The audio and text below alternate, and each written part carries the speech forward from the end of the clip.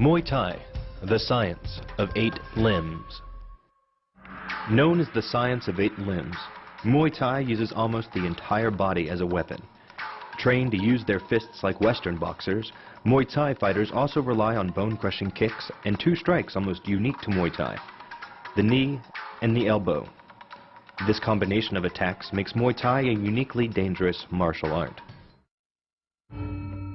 Kick. The kick is a fundamental strike in Muay Thai.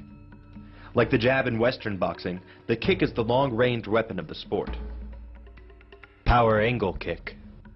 The kick's power comes from the torque generated by the rotation of the hips. It's the same principle that cracks a whip. Turning the hips just a few degrees forces the foot to travel a much greater distance, and creates a lot of speed as it does. The longer the leg and quicker the rotation, the faster the kick. And unlike karate, Muay Thai fighters are also taught to strike with the hard bone of the shin.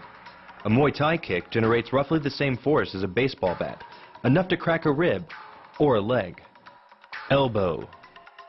Human bones can resist 40 times more stress than concrete, and unlike most strikes that land with some combination of flesh and bone, the elbow is almost pure bone.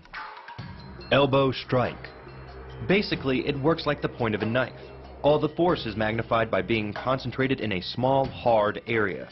Even if the elbow doesn't deliver a knockout, it will almost always leave a nasty cut, and oftentimes end a fight. Knee strike.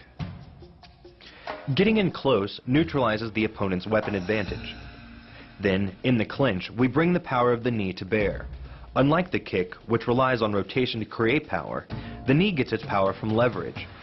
Pulling our opponent down as we drive the knee up can deliver up to 2.5 tons of force, enough to lift a car. Hanuman. It's not the arms, but the legs that drive our fists.